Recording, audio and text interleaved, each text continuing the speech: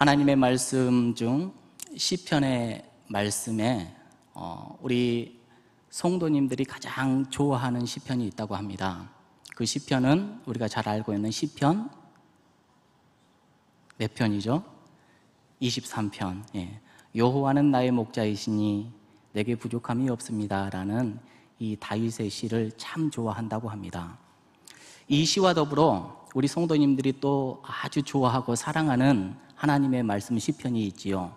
그 시편이 바로 오늘 함께 우리가 교독했던 시편 121편이라고 합니다. 여러분, 오늘 말씀의 제목이 하나님은 나를 지키시는 자라는 말씀으로 이렇게 우리 하나님이 우리들에게 주셨는데, 우리 다시 한번 하나님은 나를 지키십니다 라는 이 말을 스스로 한번 따라해 볼까요? 하나님은 나를 지키십니다. 은혜가 되죠. 하나님은 또 우리 가정을 지키십니다. 또 우리 하나님께서는 우리 교회를 지키십니다. 우리 나라도 지키십니다. 우리 하나님께서는 우리를 지켜주십니다. 우리 옆에 분들하고 인사해 볼까요? 하나님께서 지켜주십니다. 아멘. 자, 오늘 시편 121편 우리가 교독했는데 표제어가 있지요. 표제어에 뭐라고 써져 있지요? 함께 읽어봅니다. 시작. 성전에 올라가는 노래. 그렇죠. 성전에 올라가는 노래입니다. 이스라엘의 모든 남자들은 1년에 3차례 성전으로 올라갔습니다. 이 3차례는 우리가 너무나도 잘 알고 있듯이 무교절, 7.7절, 초막절, 명절입니다. 이때 성전에 올라갔지요. 여러분, 무교절은 우리가 잘 아는 대로 6월절로 우리가 더 잘 알고 있지요. 구원의 기쁨을 노래하는 절기입니다. 이때 우리 하나님께 나아가서 온 이스라엘 백성들은, 특히 남자들은 예배 올려드렸습니다. 또 우리가 조금 전에 이야기했던 7.7절, 맥주절이라고 하지요. 소출을 거둬서 우리 하나님께 감사하는 절기, 이게 신약으로 와서는 오순절, 또 성령 강림주일, 이렇게 해서 성령의 강림하심을 우리 하나님께 예배하는 그런 절기로 이렇게 승화가 되었습니다. 또 초막절, 장막절, 또 수장절, 이렇게 말하는 세 번째 절기는 추수감사절의 뿌리가 됩니다.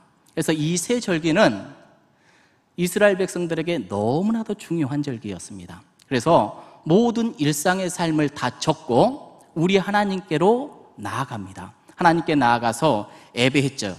여러분, 오늘 말씀을 보니까 성전에 올라가는 노래다 이렇게 기록이 되어져 있는데, 성전에 올라가니까 즐거워서 노래 불렀겠다 이렇게 생각할 수 있어요.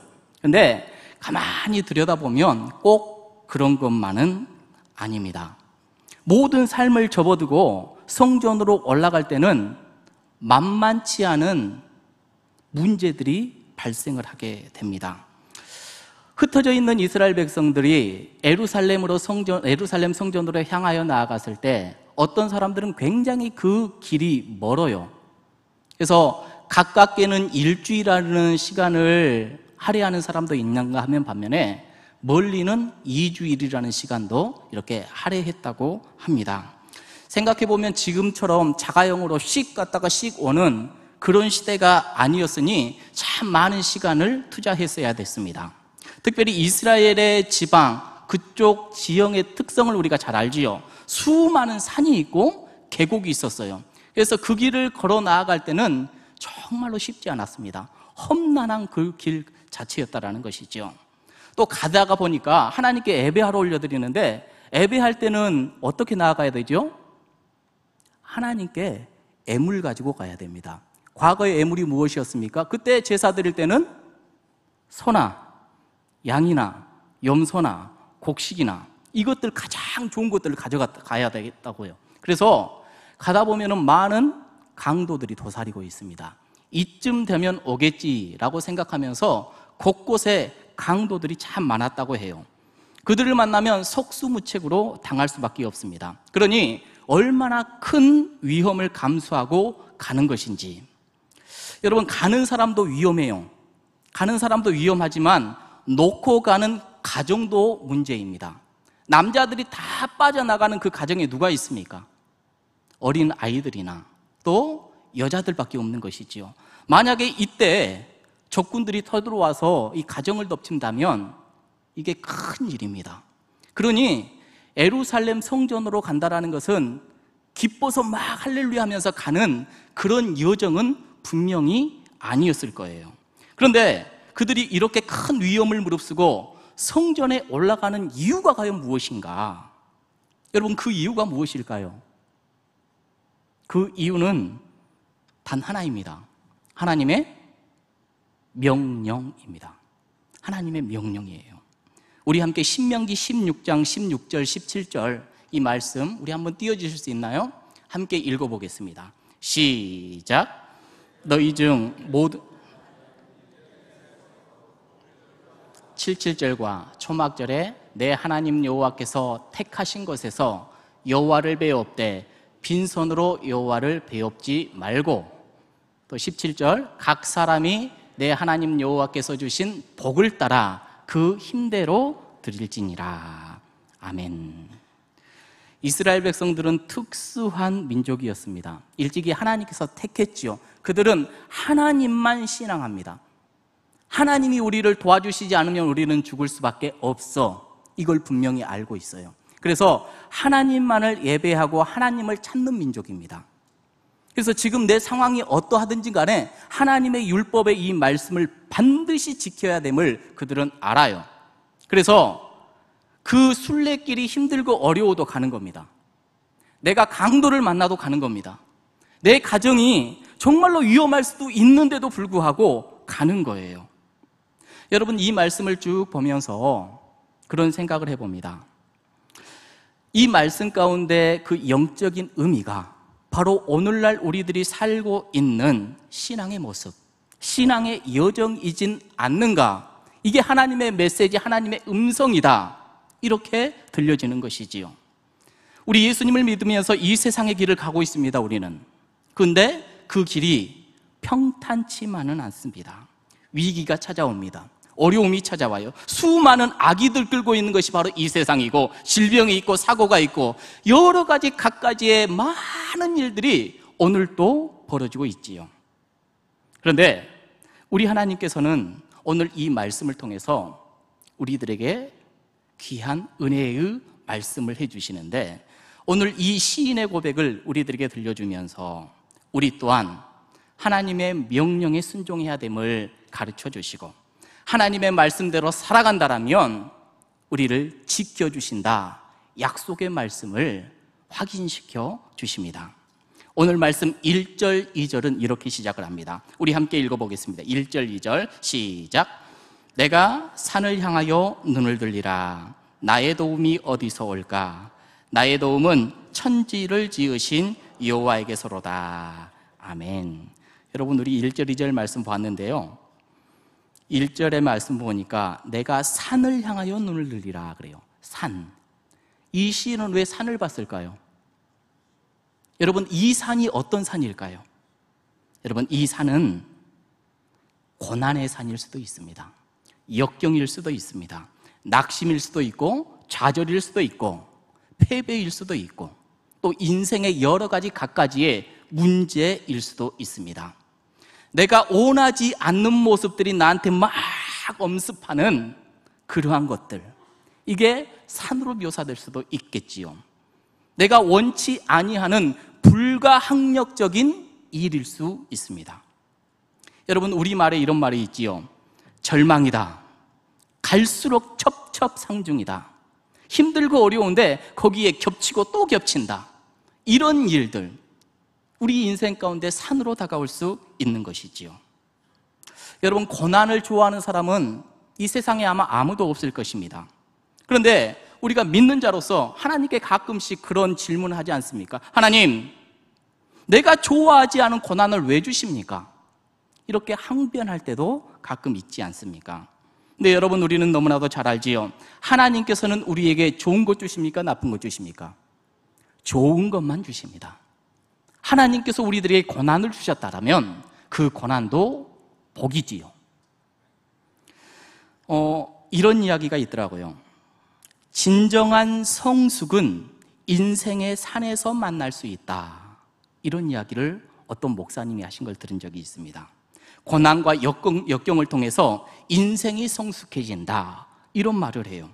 진정한 감사, 진정한 기쁨, 진정한 행복이 어디에서 오는가? 이런 질문 앞에 어떤 이야기를 덧붙여서 하냐면 건강을 잃은 환자만이 건강의 행복을 알 수가 있고 가난과 추위 속에서 떨어본 사람만이 한 칸 방의 고마움을 알 수가 있고 죽음의 선고를 받았던 사람만이 삶의 기쁨이 무엇인지를 안다.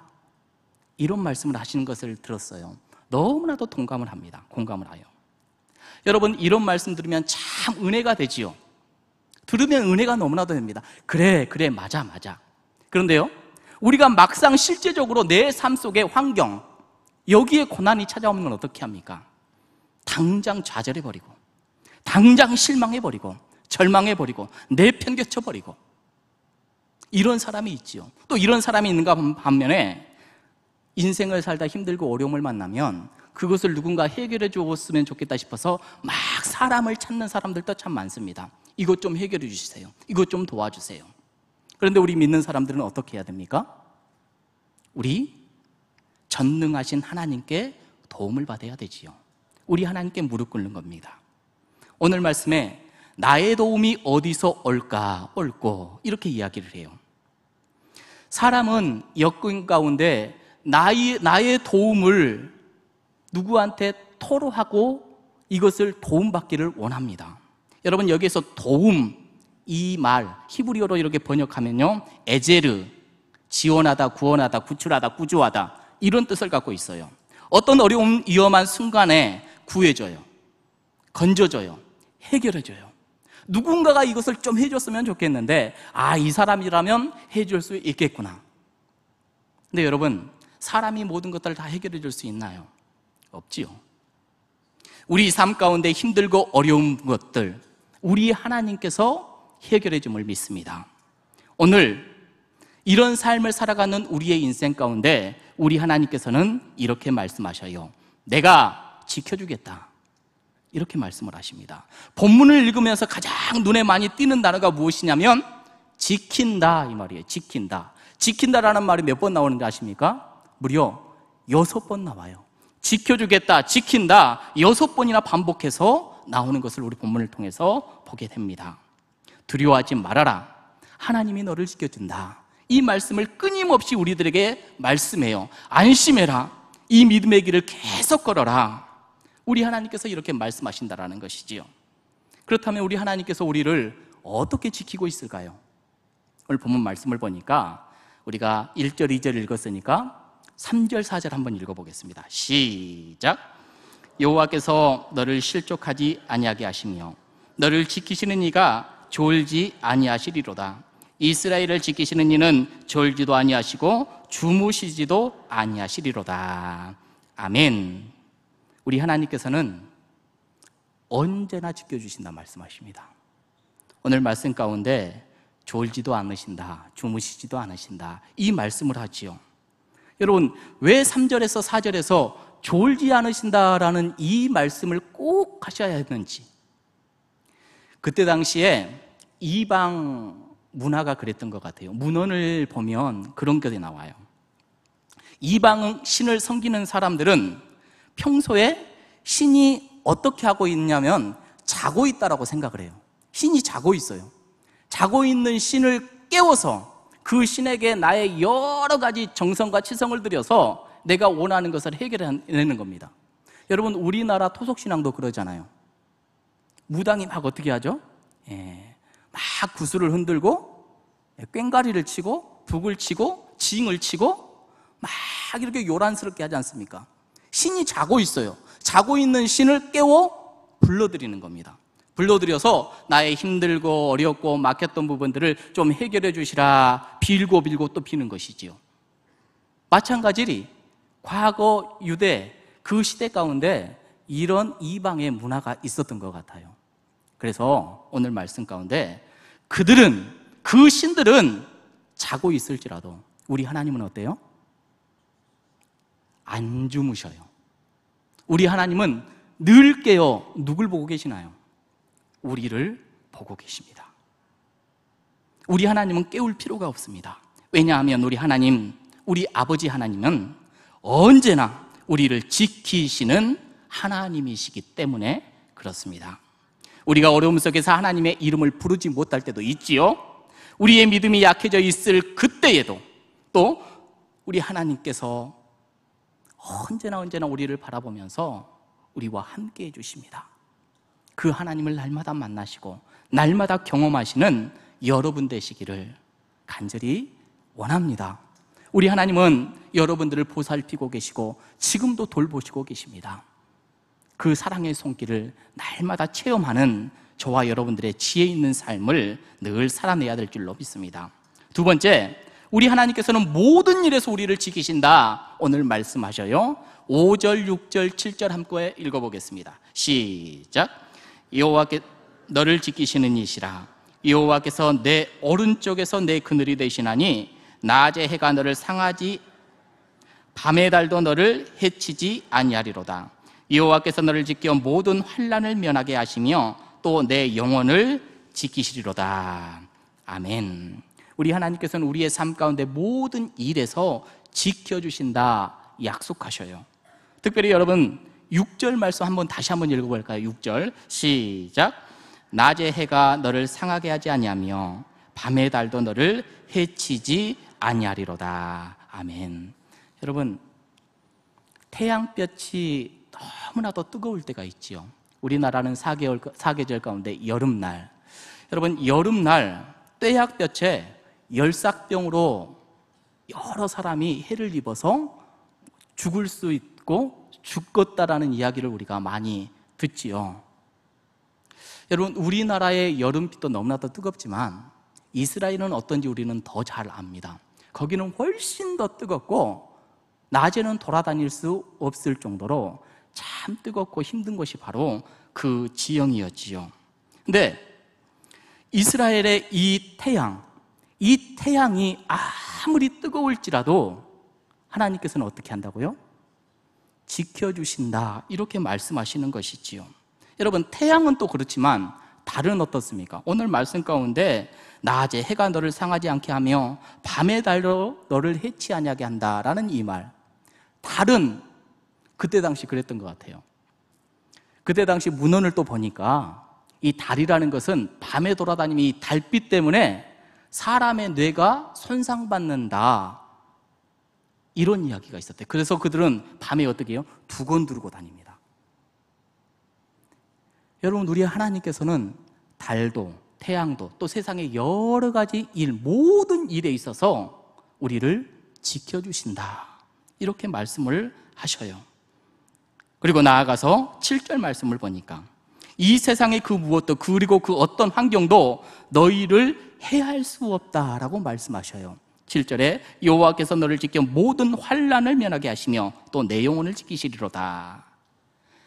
여러분, 그런데 실제로 우리가 살아가면서 낮에 뜨거운 해가 우리를 비켜가지는 않지요.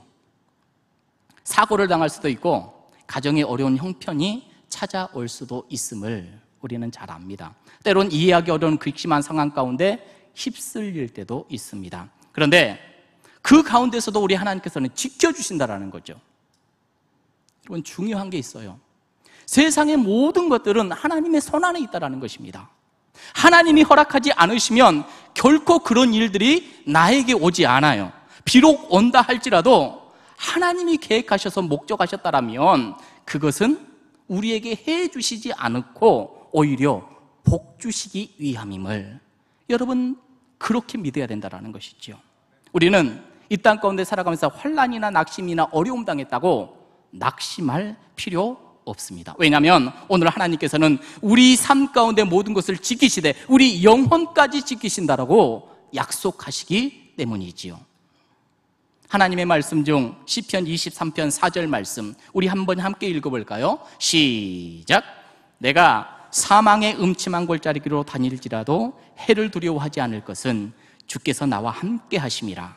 주의 지팡이와 막대기가 나를 안위하시나이다. 아멘.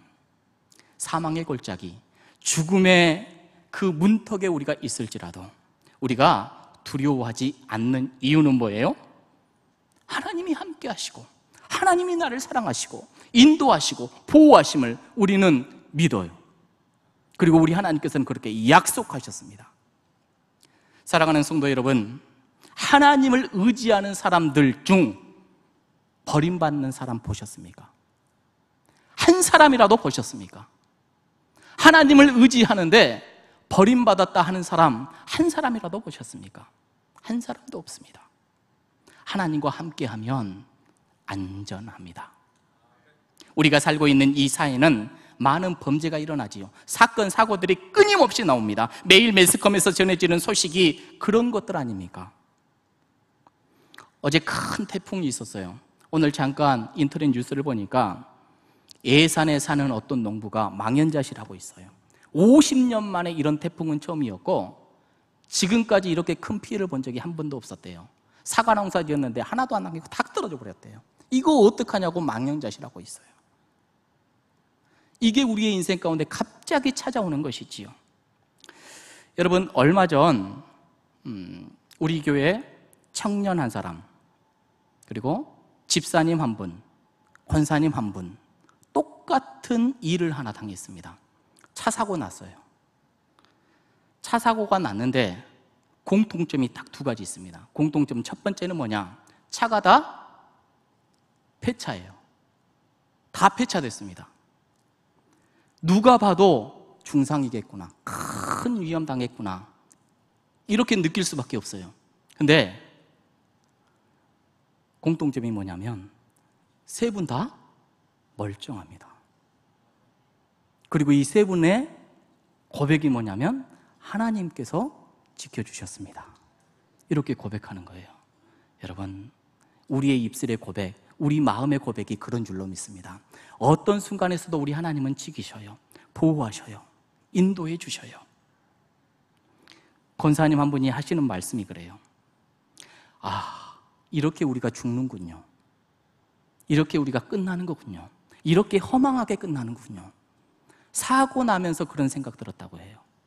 여러분, 우리의 인생이 그런 것 아니겠습니까? 단 한순간입니다. 단 한순간. 그런데 우리 하나님께서는 그 순간에도 지키시고 보호하시고 꼭 껴안아 주셔서 아무런 아픔 없이, 아무런 어려움 없이 이렇게 날 안전하게 지켜주셨다고, 이렇게 고백하는 모습을 보게 됩니다.